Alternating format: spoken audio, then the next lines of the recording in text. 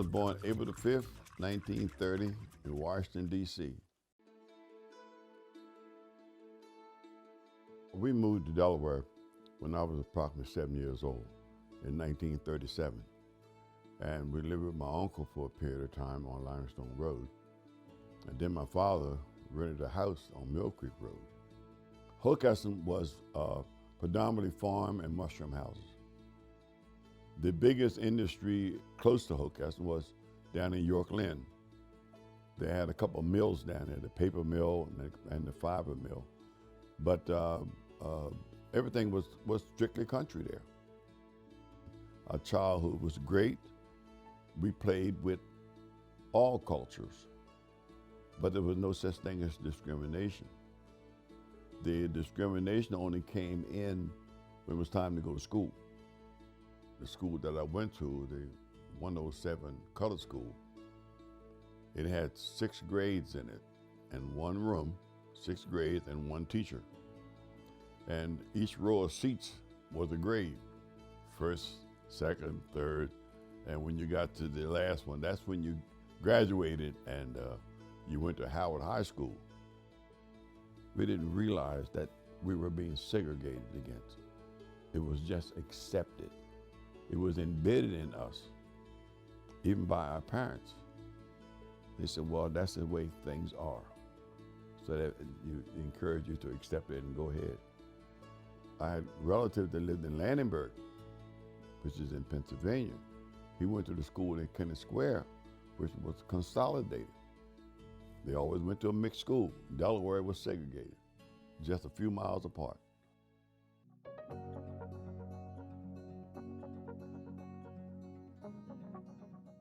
Wilmington to me was something like Mars. I had concrete streets and stuff like that. We didn't have that in Hockessin. And when I went to Howard School, I thought that was the most amazing building I'd ever seen.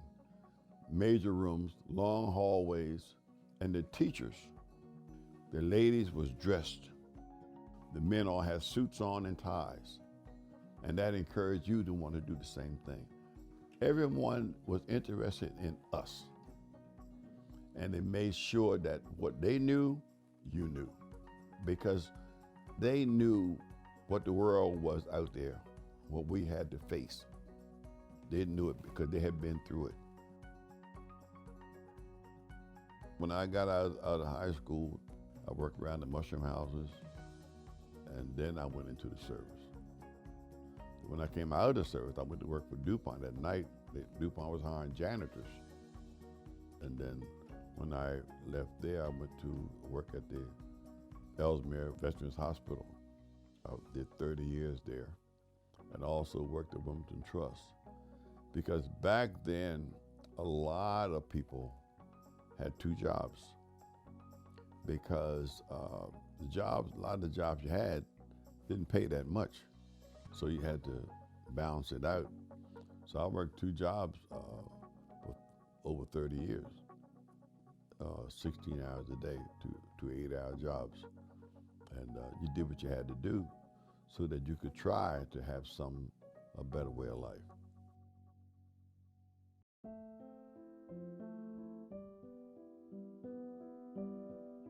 Even when I went in the Army was just then integrating. And they sent us to Georgia. Of course, back at that time, Georgia was strict, all down through the South. But I think the thing that most affected me was when I came out of the Army in '56, I bought a new car. And I started taking my mother and father down to visit our relatives. From the time I left home, I would go up and pick up my mother and them in Hockessin. We left Hockessin until we got to La Plata, Maryland. There was no place for us to stop to eat. Wasn't any place to use the bathroom. If you had to go to the bathroom, you pull off the side of the road and you went in the woods. And that's when it started affecting me. Because I said, I got my mother in the car and I can't even feed her. I can't even make her comfortable in the bathroom because of that. And it started getting to me then. That's when I really realized that this world was segregated.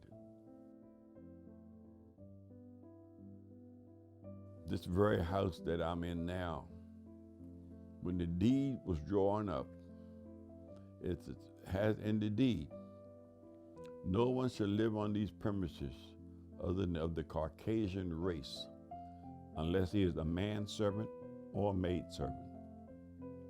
And when you read that kind of stuff, it hurts because it tells you no matter how hard you work, no matter what you do to accomplish, you can't accomplish but so much because of things that was documented years ago.